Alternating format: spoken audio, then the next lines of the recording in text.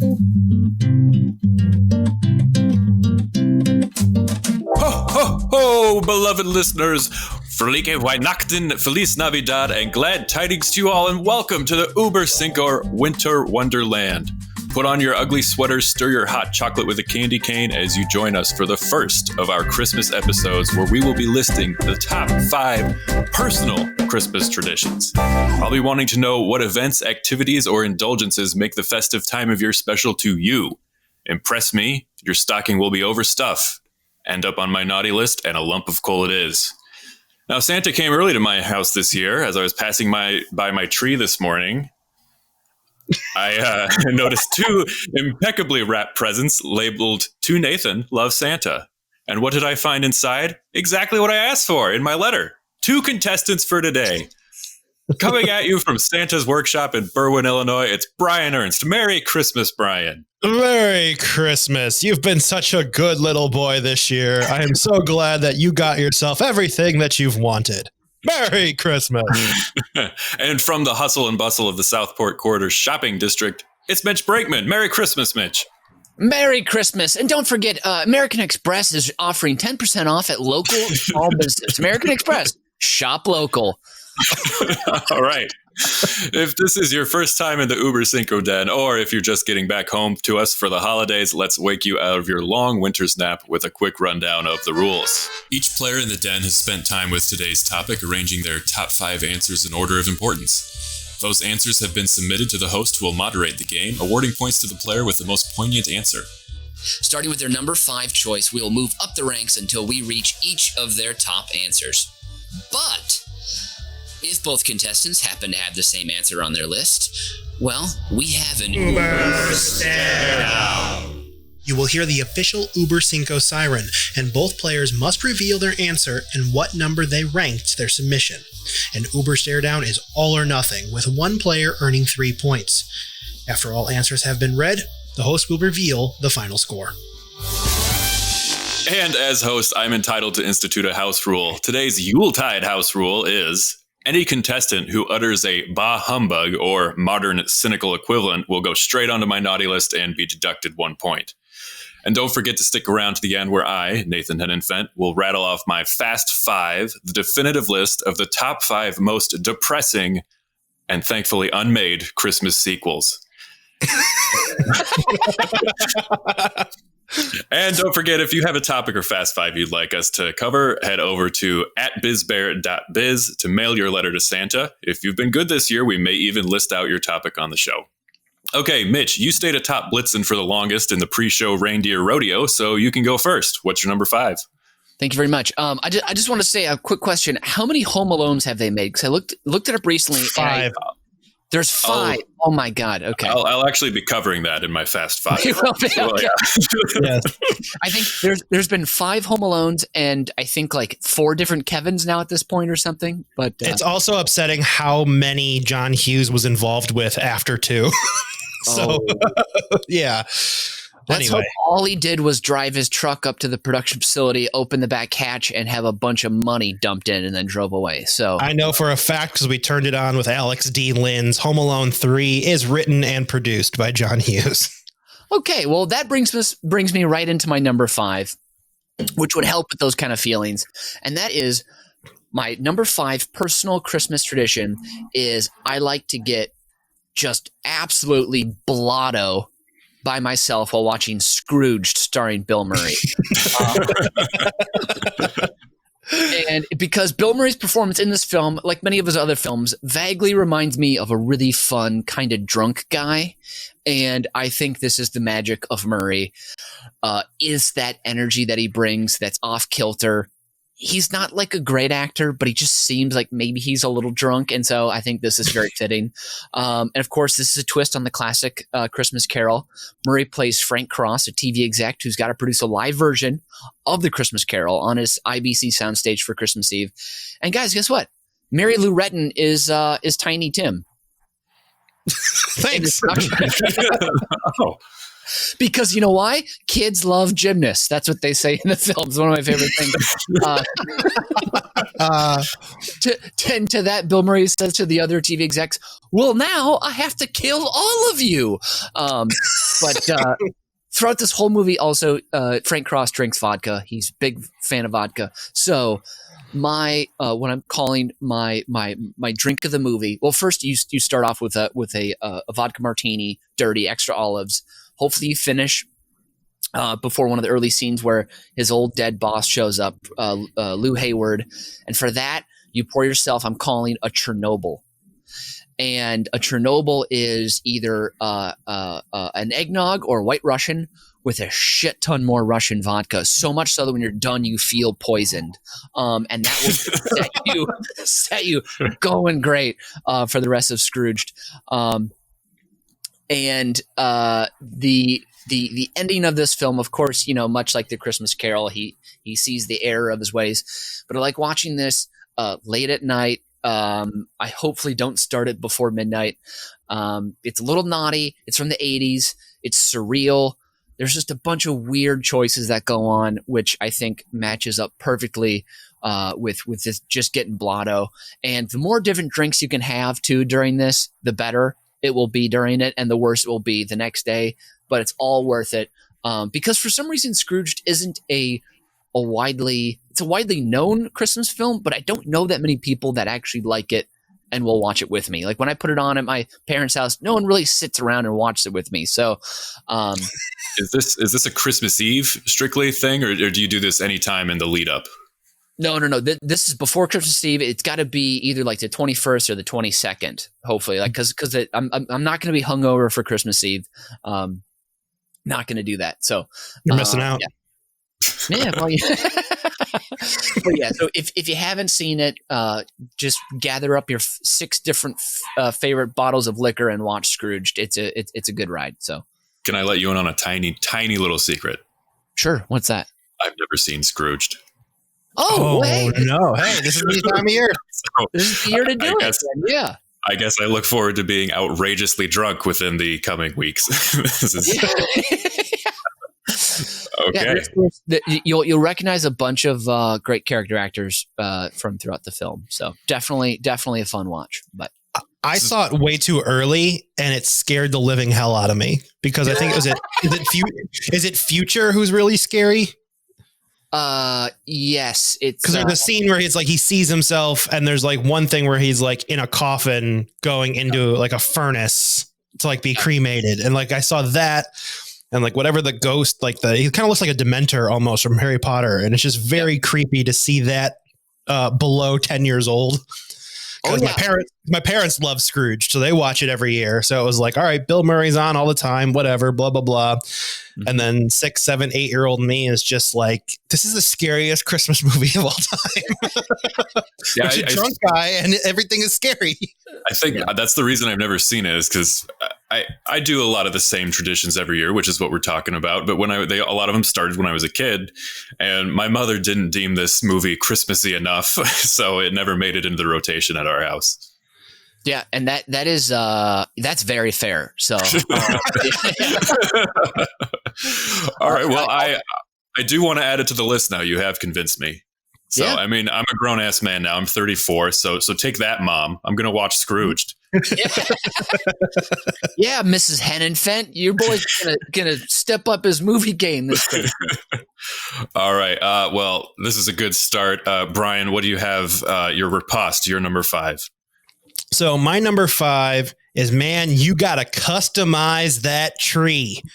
So growing up, we had a star atop our tree for the longest time. Mm-hmm. And then one year it just disappeared. It either stopped working or it didn't end up there anymore. My dad got fed up, or he just decided to change, and he just put a Santa hat atop the tree. And it's become like the tradition ever since. Just putting the Santa hat, an extra one right up there, makes the tree look great. Looks happy, more festive. No religious connotations. It's great. And then also you need to have, now I'm starting to get to this point. We used to have a neighbor who had so many ornaments that every year he would host a bracket and do an ornament draft to see what would get on the tree. Because obviously all of your good ornaments do not fit on the tree once you start collecting them over the years.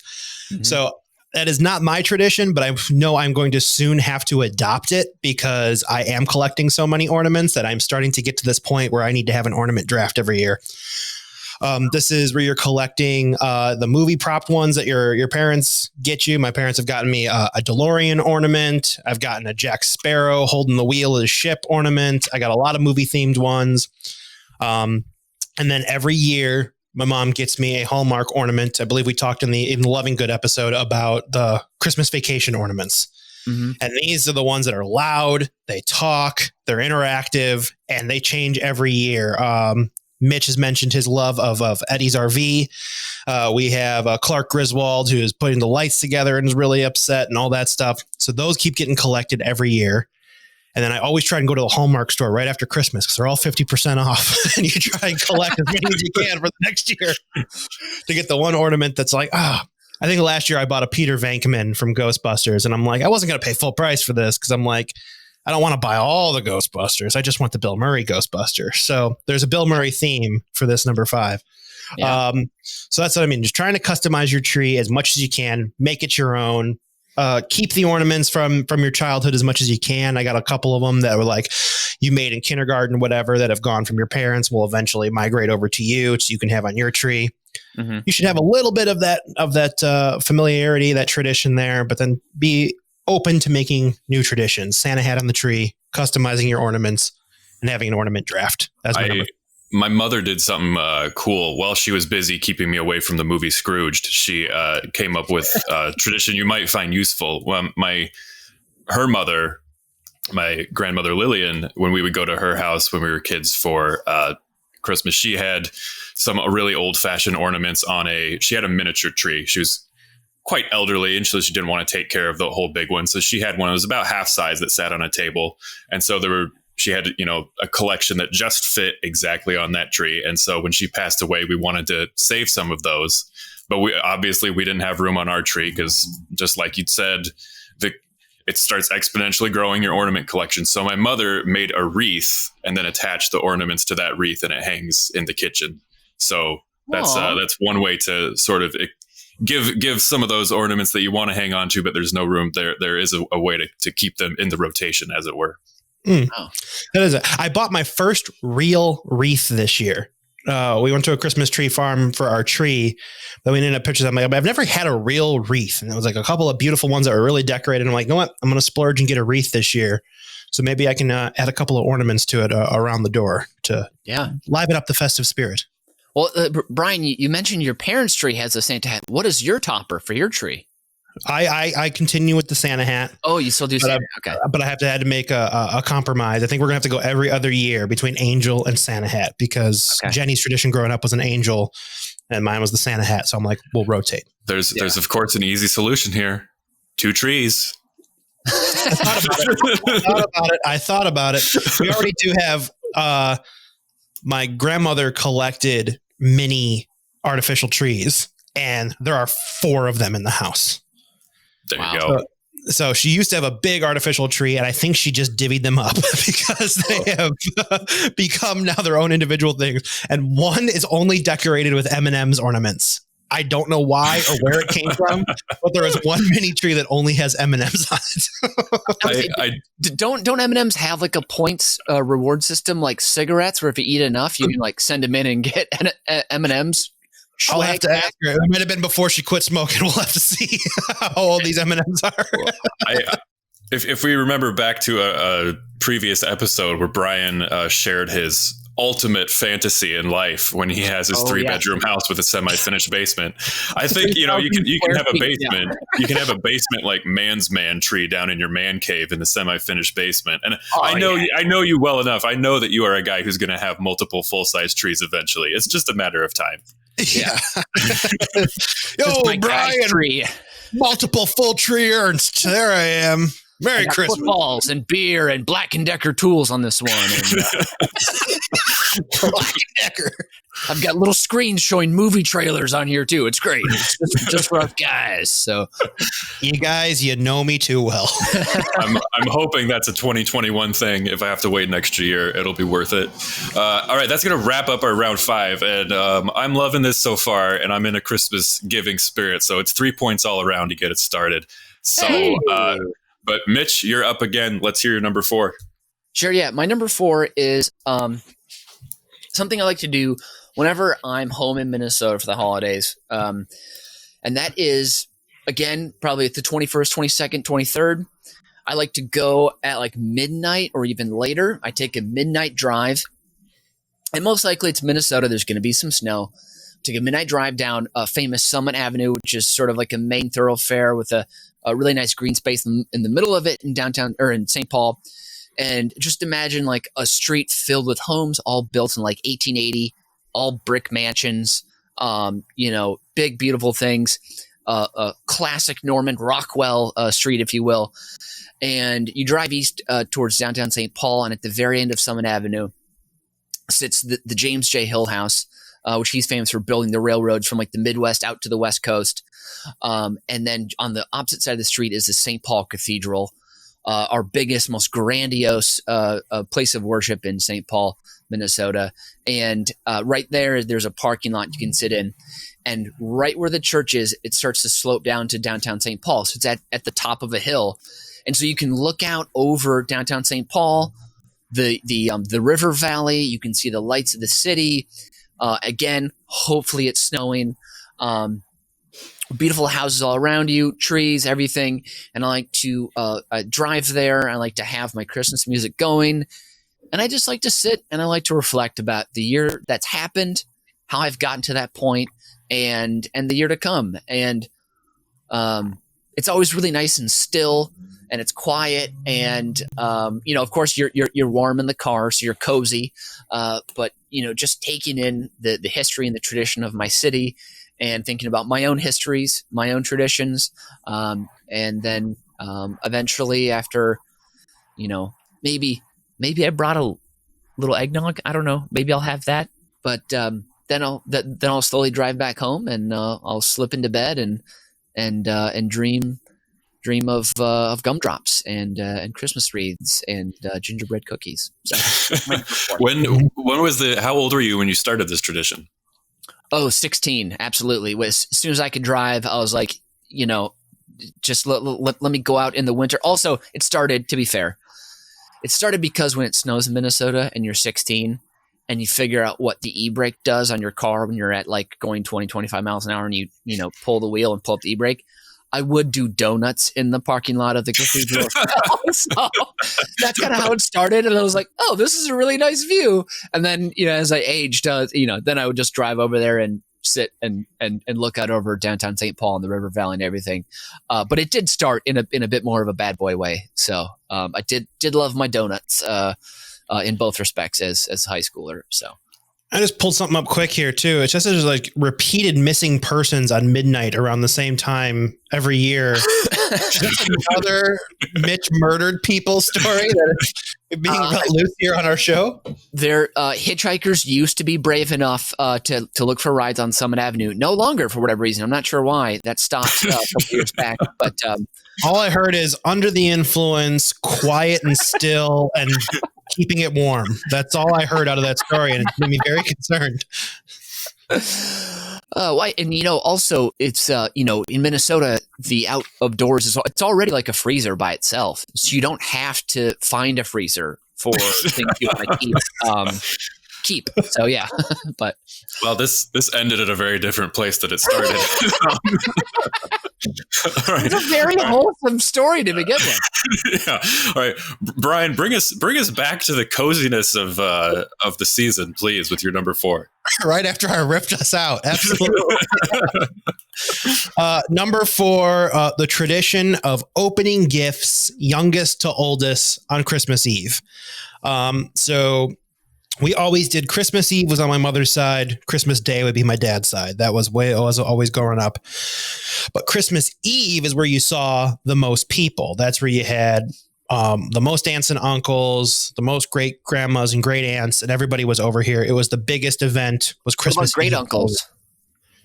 No great uncles. Oh no! Oh, okay. No great uncles. They they were gone before I was a part of this wee little world. So that was the most people there. And then from the ages of like 0 to 4.5, that Christmas was always the biggest. Like I got treated like a king because that's where everybody would give you all the gifts when you were a kid.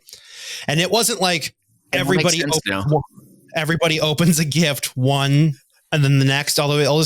No, if you're youngest, you have to open all of your presents before somebody can go next. Wow. And that's the way it was. It wasn't a one and done all the way around. No, you got to open everything. And then by the time you were done, you didn't have to pay attention to anybody else opening their gifts because you just got to play. So that is delightful. It is delightful. And it's like, that was great. So being treated like a king. Must be and nice. Also this really funny too, because it's like, I think at that time, that's when my parents would give me their gifts, not the Santa gifts too. So my dad would have to load up the car with extra presents to bring over just to bring back home, which I find hilarious now as an adult, especially when he had to fight for like parallel parking on Berwyn streets on snowy nights and then load up garbage bags of presents only to have them opened and returned. So that was very entertaining to me, reflecting on as an adult. And then this all got to change when Allison came around, when my sister was born. Now I had to wait. And this is when patience became a virtue. At age 5, I had to learn. And I believe there are some home videos where you can like, even at 5 and 6, like egging her on, just kind of like, come on. Yep. Yeah. You got another one. Here you go. Here you go. Open this one. All right. But eventually, finally learned the patience. And now it's just like, we don't even have that kind of Christmas anymore because everyone's grown and there aren't grandkids or cousins in my family. So it's like, all right, we're all good right now. We were the grandkids and then nobody's had kids since. So it is one of the depressing facts about Christmas is when, as the older you get, like there is that window where you're like, man, that the number of presents is just slowly decreasing, and you try to act like you don't care, but I mean, how you care for a few years. This is the year. I think it was probably in my late teens, early 20s, when all of a sudden there was nothing wrapped anymore. It was just a stack of envelopes. Like, I don't even get to open a pair of socks anymore. It's now, here's a gift card to Chili's that you won't use for 9 months. Gosh. Hey, Rick, Karen, wrap some presents. Allison, wrap some presents for Brian. He deserves to open a gift. They wrap presents. It's extended family where they're just like, I don't want to shop anymore. I'm old. I don't need to shop. I'm just going to write a check or give you a gift card or something. You buy what you want. You know what you want. That's what my grandma would always say. You know what you want. Here, buy what you want. Thanks, Grandma. I can relate to a lot of this because my extended family on my dad's side is pretty big. He's one of 6, and we do when we do the gift exchange, we open everything youngest to oldest. We do the same thing. But there was one year where I had to save Christmas. We were at a relative's house, and everybody, like people from the neighborhood, were coming over. The local priest was coming over, and it was a great day. But we were starting to. I was about 15, 16, and we weren't opening presents, and everybody was like, come on, can we just get to the presents? And so I figured out how to do this. And I went to Aunt Jan. I was like, oh, Aunt Jan, Aunt Nancy says it's time to open presents. And I went to my mom and I was like, oh, Aunt Judy said it's time to open presents. And they're like, oh, okay. And so then everybody converged on the living room at the same time, ready to open presents. But then, so in the middle of opening presents, like another neighbor came over, like, the priest showed up and somehow everybody panicked, and somehow there was a gift was produced for the parish priest. And then some like neighbor kid showed up and somehow everybody panicked and came up with a gift for the kid. And then as the gift exchange went on, it became clear that I had somehow been left out and I didn't get a gift that year. So that was the thanks I get for saving Christmas. I'm pretty sure this is the follow-up series to the Ernst series, Nathan Saves Christmas. I would rent that from my local Blockbuster. I would say, did the neighbor kid enjoy his size 12 Air Jordans, or? He grew into them eventually. And this is why I had to wait 18 years before I finally got a pair. Yeah. This year, finally, when I'm less than a year younger than Michael Jordan was when he played his last game for the Bulls, I finally get my my Christmas Air Jordans. Wow. Yeah, in my dad's family, there was 33, I think, cousins of us that had to open gifts. And we pulled names at Thanksgiving. So you got one name of a cousin you had to get a gift for. But my aunts were militant about youngest to oldest. I mean, it went down to months. It was like, no. Rayanne is 5 years, 3 months, but Brent, he is 5 years, 4 months. So she needs to go first. And like Brent would start, and then he'd be like, no, stop. And literally, it happened so many times where an aunt would stop a child, put their hands on top of the wrapping paper, and stop them from opening the gift and be like, you have to wait another 2 minutes until your cousin, who's 6 weeks younger than you, to open the gift. And then every gift, you had to show it around. Someone took a picture, and then one aunt or uncle would collect the wrapping paper and put it in the garbage bag before the next kid could open. Imagine doing that 32 times. I was one of the older cousins. So talk about fucking patience. I mean, my God. And my grandma also got us gifts, but she, had to shop for 30 some kids. So it was like, if you were ages 0 to 6, you got like a $1 bill and a Beanie Baby. If you were like 7 to 11, you got, like an action figure and a $5 bill. So we all got the same gifts, but we had to open them one by one. And it was like, what the? It was the most painful thing ever. And of course, one of the uncles is going to ball up some wrapping paper and hit an aunt or one of his sisters or sisters-in-law with a wrapping paper, and then someone's going to say, hey, you jerk, you asshole, and someone's going to go, oh, we're religious, you can't say that, and then someone throws a wrapping paper up in the ceiling fan, that goes haywire.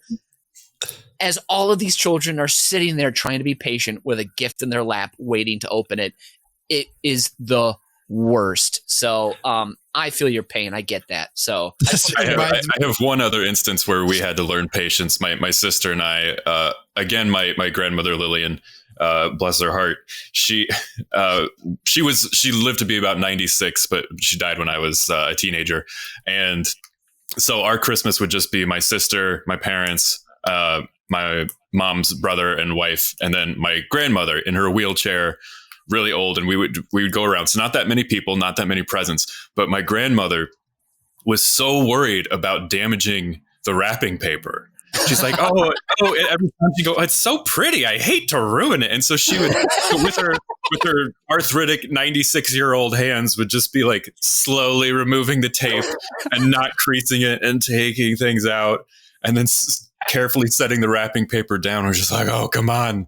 And then, of course, she would go to all that care. And then as soon as we wheeled her into the dining room for dinner, my mom would crumple everything up and put it in a garbage bag. So. There was a video we found recently at Home Movies where my sister's probably 3 or 4, which makes me 8 or 9. And she's opening presents. She's super excited on Christmas morning, and she opens something on accident that's for my mom from my dad. Mm-hmm. And my dad, annoyed, being up early and not having enough sleep, just being like, what are you doing? That's for mom. What's going on? And you just hear me not looking up for my present. She can't read.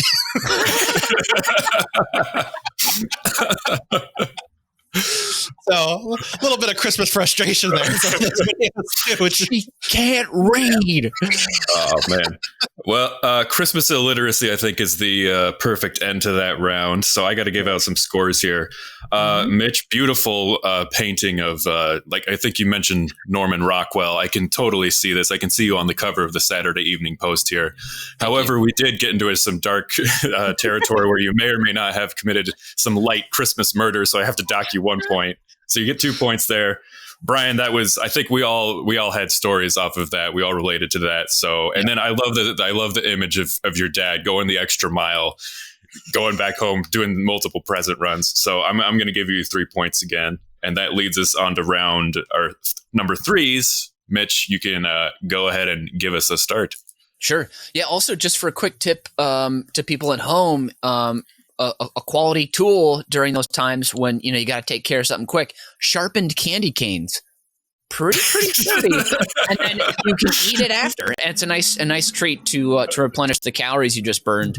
Peppermint that job. Yep. Peppermint does blend well with the blood of your enemies. You're right. That's I mean, come on, guys, sweet and salty. That's everyone's favorite combination during the holidays. So, and which actually that brings me right into a food item here, and that is when I'm making Christmas cookies, I keep a little extra dough and make some really grotesque anatomy.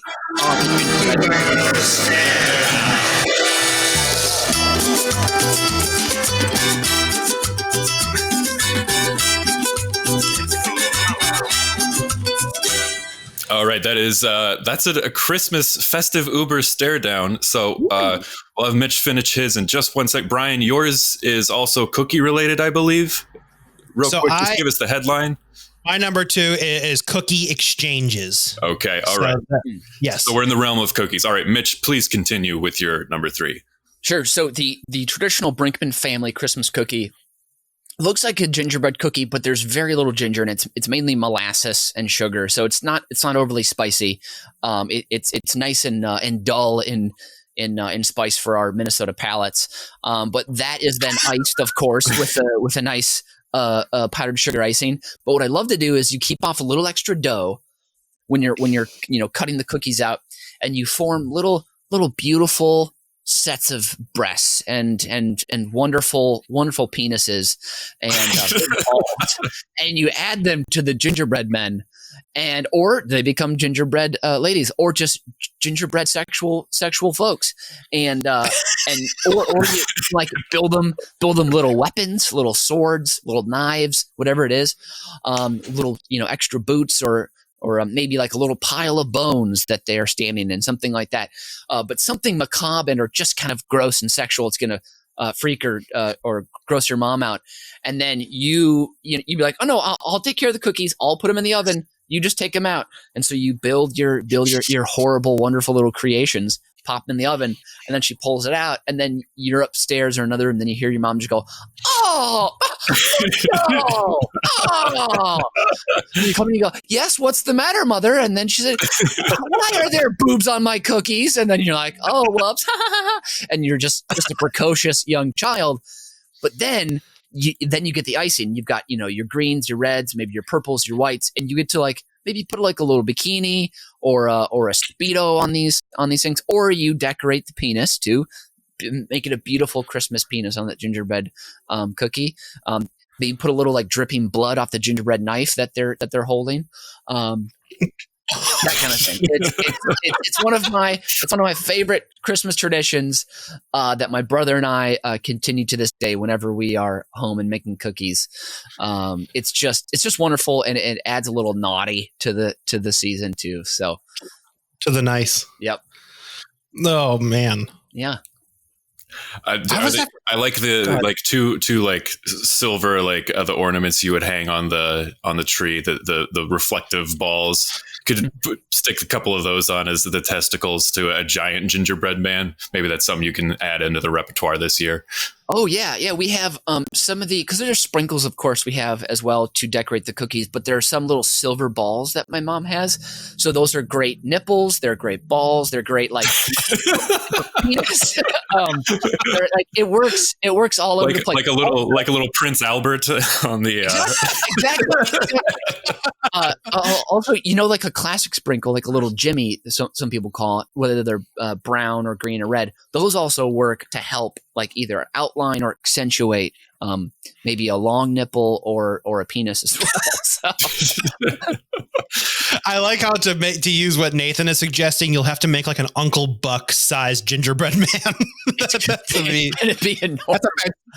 fantastic challenge for this year's Christmas. Yeah. So that's my number 3. It's one of my favorite things. And then of course, always, after you let the cookies, cool or whatever, and my mom might be like preparing a plate for us to like have as we're watching a movie.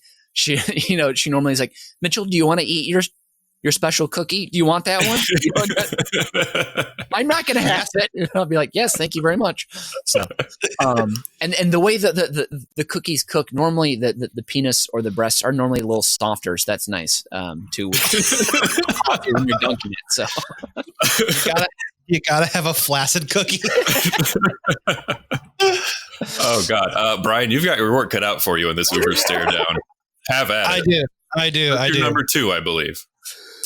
So cookie exchanges are usually like, we make a lot of different cookies for Christmas. We make, one of my favorites are called pinwheels, which is basically like a pecan based sugar cookie, but then you make a red and you green and then you swirl them so you can get the pinwheel effect.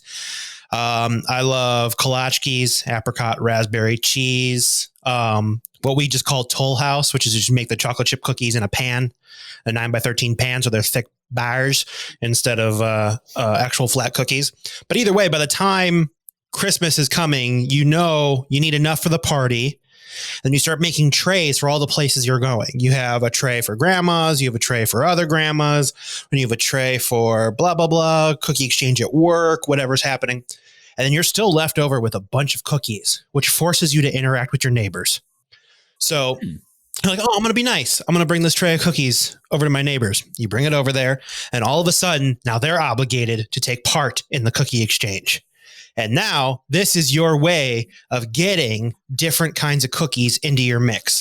So now that you have started this tradition, all these other trays of cookies start arriving at your house. And now you're introduced to other people's traditions. But the best part about this is you get to pick and choose over all these different trays from the cookie exchange. You get to get on your high horse and you get to secretly put in the back of your head how much better your cookies are than everybody else's cookies. And then you get to sit there with everybody and eat somebody else's cookie and be like, oh, God, these are dry. God, what do they do? Their family sucks. And then you go ahead and take your cookie. My cookie's so good. This is the one I look forward to every year. And then you're like, oh, then you actually find a cookie that they like. And you're like, oh, that's pretty good. I might work that into the rotation, but my presentation's horrible. I'm going to go back to my pinwheel and kolachki. So you get to have like how Mitch got to go on the realm of a little naughty, and this is just fucking be judgmental and just go for it. We've been playing nice all December. Just like sit there and gorge yourself in the gluttony of other people's cookies, and then just don't even think about the shame. Just judge everyone for all their stupid traditions. And know that yours are the best. That's where I come from on the cookie exchange. Oh, dear. What a wonderful golden-hearted tradition. Oh, my gosh. Oh. Yes. Well, I believe I have to score this Uber Cinco. And, well, Mitch's would certainly put him on the naughty list.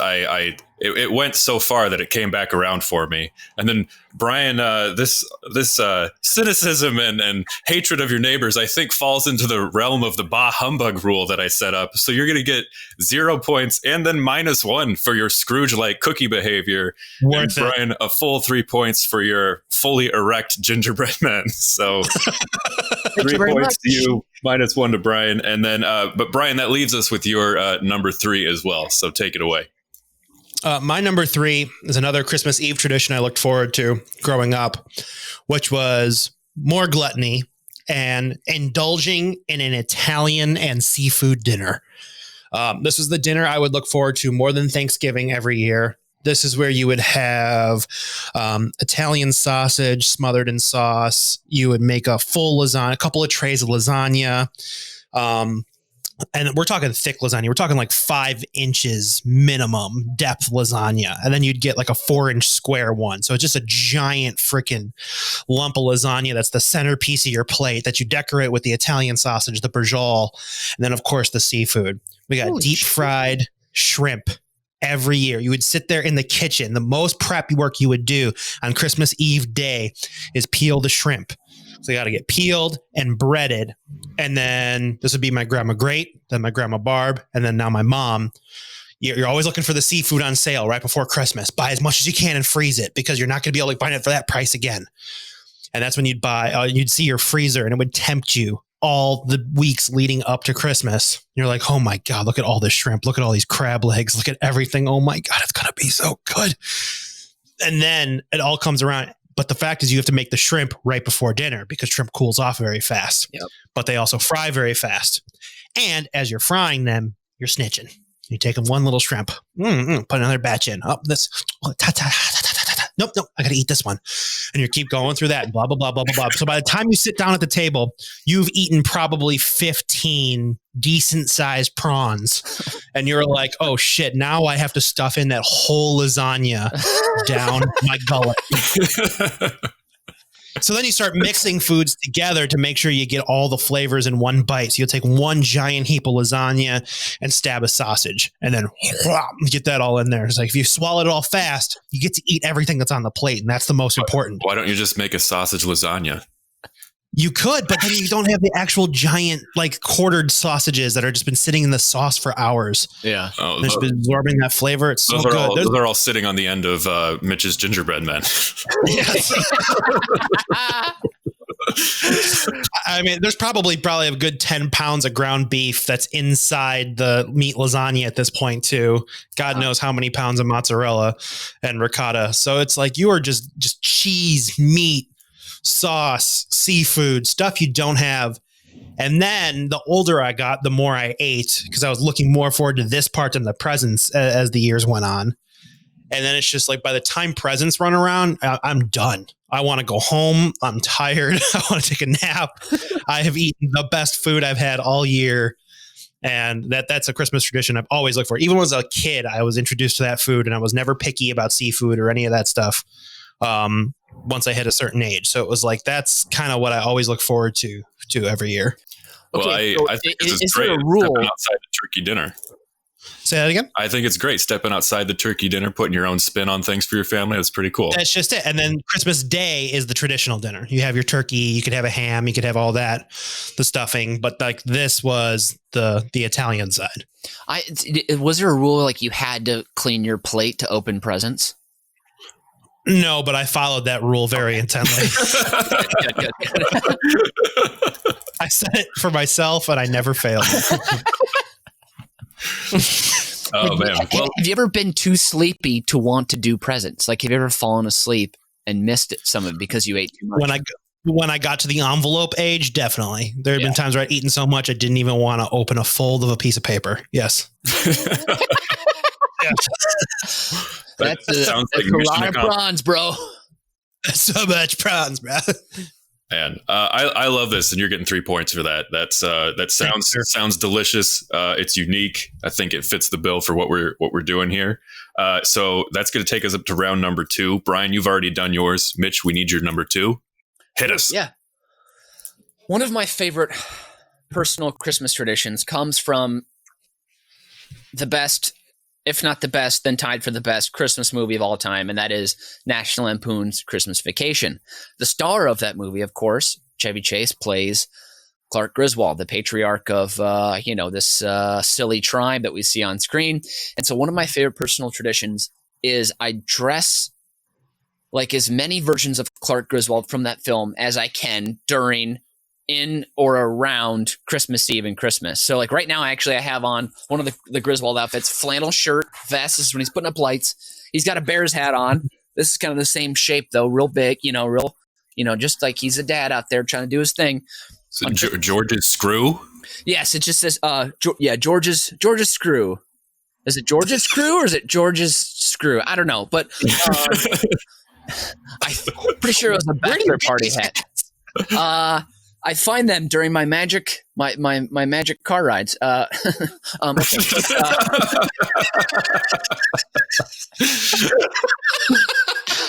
But on Christmas Eve, I always love to do the outfit that he has near the end of the film. It's like a big gray sweater, a blue button-down shirt, a holiday tie, dark slacks. And if my dad isn't wearing the Santa hat, I will wear the Santa hat. And I never say like, I'm going to go dress like Clark Griswold. I just like to dress up for the Christmas Eve because that's when we open the presents. I like to dress up for those special moments. And I don't tell anyone I'm doing this. This is just something I like. I enjoy emulating my favorite movie characters in dress and in life sometimes. And then also his classic outfit where it's the robe, the slippers when he's imagining out the window, he's imagining the pool in the backyard, and then his little niece surprises him. I mean, who doesn't love? I mean, that's not that crazy to wear pajamas and a robe. But Nathan, you know that game. I spend half my life that way. Yeah, but I think Clark Griswold is a great figure. I think I would say much like Homer Simpson, but a little more elevated because he cares a little harder. He'll do everything he absolutely can do to the best of his abilities, which isn't always that high, but to make sure his family has a great time and they really love traditions and they savor the moments that really matter. So that is my number 2. And Sparky, he's the best. So that's it for me.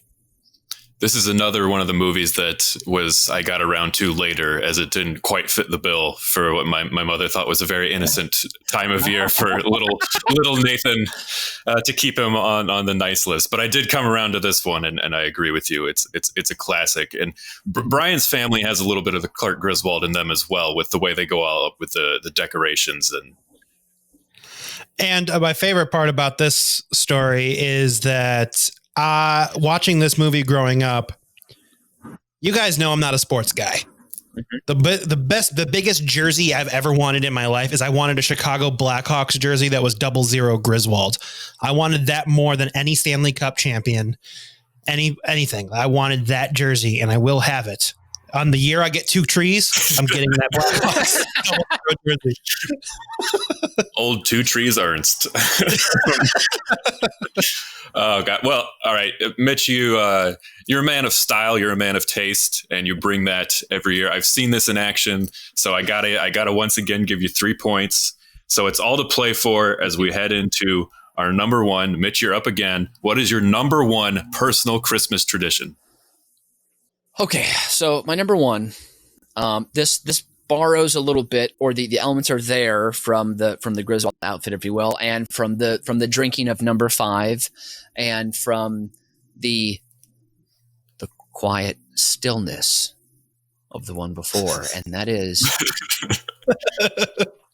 whenever it's late at night, either on Christmas Eve or Christmas, whether I'm at home or at my grandma's house, perhaps out in the country, or if it's the 22nd, I like to go outside in just shorts, if I can have them on, shorts, button-up shirt, tucked in, sweater, warm socks, slippers, glass of whiskey, snowing. A couple inches of snow on the ground would be great. And I just stand outside in the dark quiet, and I just breathe it in. I take it in, and I stand there, and I sip on my whiskey, and I enjoy the snow falling. I enjoy the trees. I enjoy the lack of noise, especially when you're in the country. Nathan, you know what I'm talking about, where you can hear only the wind. There's something so ethereal and cleansing about that. And when you're hearing that outside, which is nothing, just perhaps, if you're lucky, a snowy owl in the distance. A snowy owl in the distance, and then you hear just like the muffled chatter and laughs of your insanely large family. If we're at my dad's side, inside, people enjoying themselves, fogging up the windows. But I love standing outside until my legs can't take it anymore, until it's so cold. It's like it resets my body, basically. The whiskey can't keep me warm anymore. And I feel renewed. And Christmas is near the end of the year. My birthday is also New Year's Eve. So it's always this like cleansing, renewal, turning the page thing for me. So that is one of my favorite things.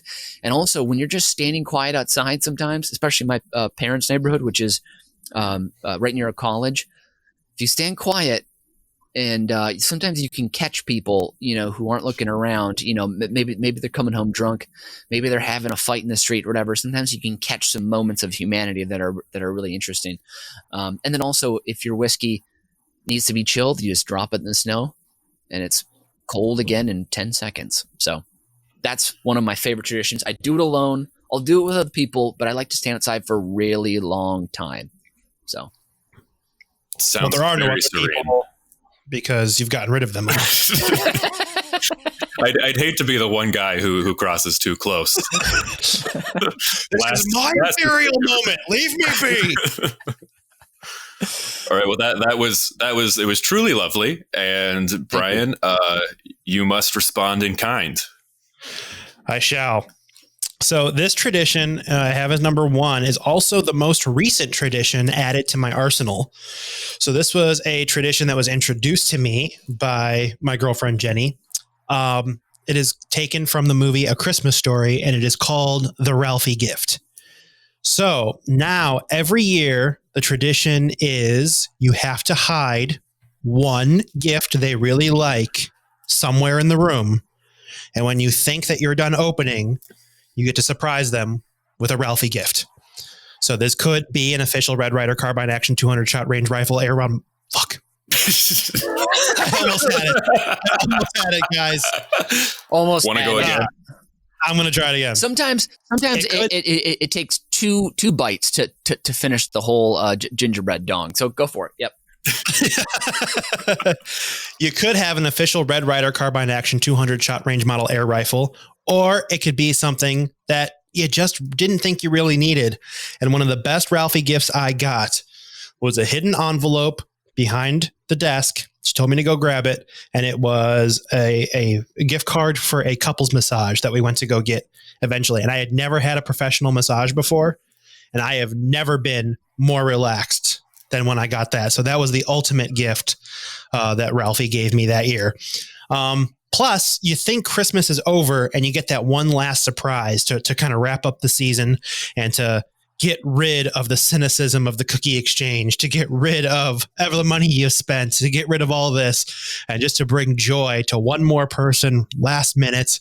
And then you get to have that same riposte by getting that same thing right away. I love this. I just have one follow-up question, which is, how do you come up with new and inventive ways to keep it a surprise, since you both know it's coming, but you have to somehow get the timing right so it's still a surprise?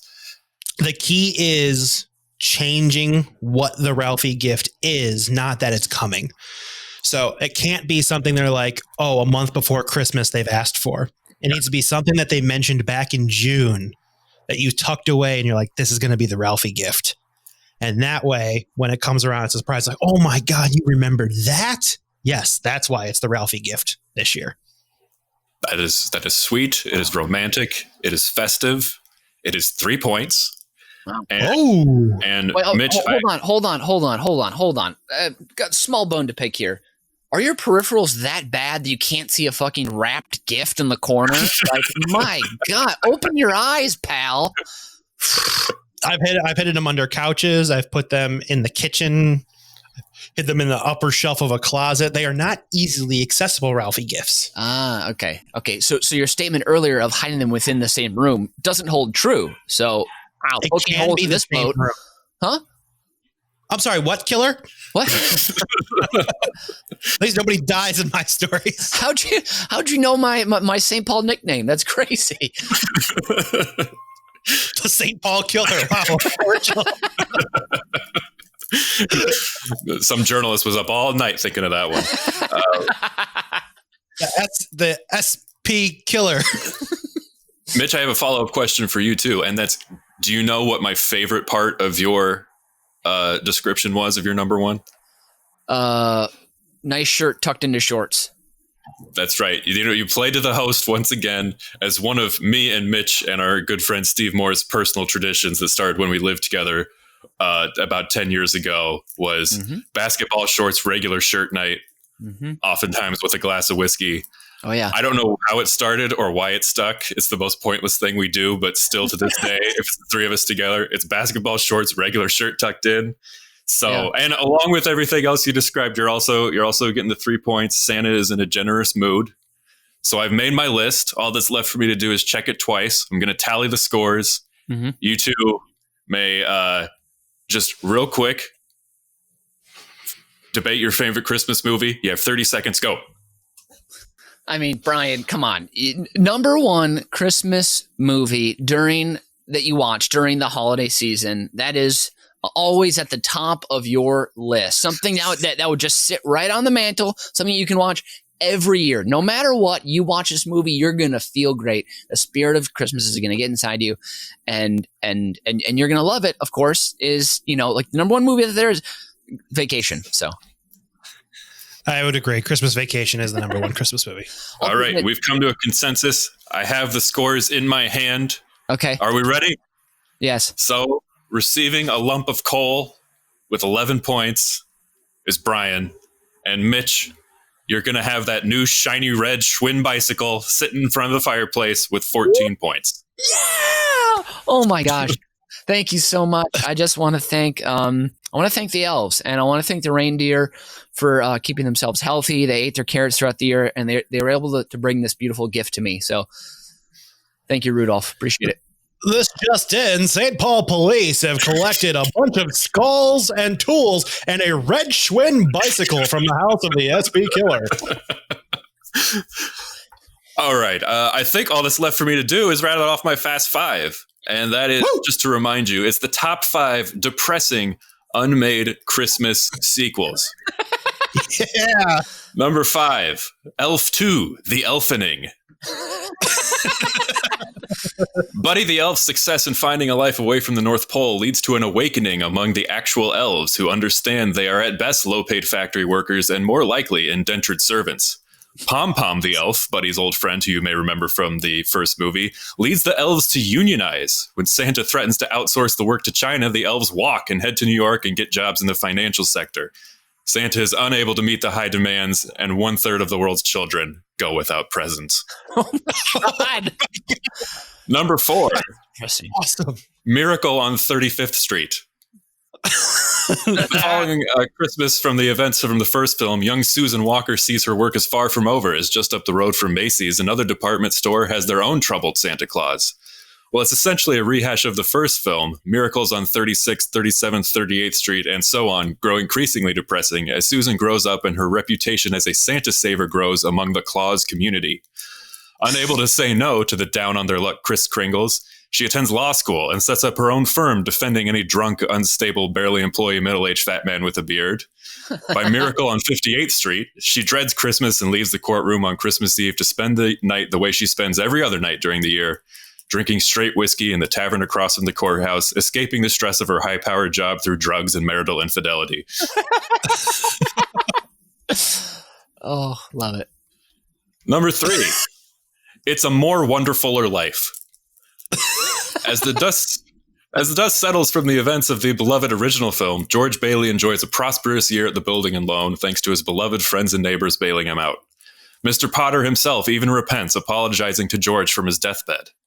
But by the next Christmas, George finds the people of the town are all leaning on him for support more than ever. We all recall his impassioned speech when the stock market crashed. Your money's not here. It's in Fred's house and Bill's house and 100 others. Well, now they know where all their money is. It's in George's house. George finds his finances slowly seeping away again as he privately bails Mr. Martini and Bert the cop out of some bad investments, and even worse, realizes he has to walk around town the rest of his life with everyone knowing he owes them a favor. Number 2, Home Alone 2 Lost in New York Revisited. The creators of the Home Alone franchise regretted carrying on without Macaulay Culkin and tried to retcon their way out of the films onward and rebooted the franchise with an adult Kevin McAllister returning to New York for Christmas nearly 3 decades later. This one actually got made, but was thought too dark to be released, and I was one of the lucky few who got my hands on a copy. So Kevin is horrified to learn that the kindly old man who helped give him directions when he was lost in the Plaza Hotel has developed an insatiable lust for power and has somehow conned his way into being elected president of the United States, whereas unabashed corruption doesn't stop even after an impeachment, and when he finally loses the election, he spouts baseless claims of voter fraud in a desperate attempt to keep power in order to avoid prosecution once he leaves office, leaving the very fabric of American democracy in peril. Wait, no, sorry, I was just watching the news. Never mind. Okay. Number 1, A Christmas Carol Part 2. I can't even remember what I wrote for this. I hope it's good. All right, the ultimate classic Christmas tale has been beloved since the 1800s, and Charles Dickens' tale of Scrooge's redemption has been adapted thousands of times in every medium, so you would think the studios would have known to leave well enough alone. But in the early 2000s, M. Night Shyamalan was the hottest young director in Hollywood, and executives thought his penchant for spooky storytelling and twist endings would be the perfect fit to extend the holiday tale. The end result was much more grim. It all starts off well enough with an elderly Scrooge providing means for Tiny Tim to receive health care to recover from his illness, growing into a strong, robust teen. Eventually, Scrooge provides Tim with an apprenticeship at a butcher's shop in the East End. When Scrooge finally passes on, he leaves his vast wealth to the not-so-tiny Tim, who, at the funeral, comes into contact with many long-lost associates of Scrooge, powerful men with connections to his mysterious Mason-like organization. Tim gets involved with the nefarious characters, using his butcher shop as a front for their illicit drug and prostitution rings, and, well, I'll just cut to the chase. Tiny Tim grows up to be Jack the Ripper. And on that festive note, we come to the end of this week's Uber Cinco. Joining me on this lovely sleigh ride has been Grandma Barb's favorite 30-year-old, Brian Ernst. And the St. Paul Killer, Mitch Brinkman. And I've been Nathan Hennenfent, and as Jack the Ripper always says, God bless us, everyone. Joyeux Noël. You've just listened to Uber Cinco, a production of UBK Studios. Subscribe to the show on Apple Podcasts, Spotify, Stitcher, or wherever you get your fine podcasts from. If you like what you hear and want to support the show, please visit our Patreon site at patreon.com/UBK Studios. Every little bit helps us keep the lights on and the bill collectors at bay. Keep tabs on us on all the social media at UBK Studios, and most importantly, subscribe to our YouTube channel so you can see that we really are just a bunch of good Midwestern boys.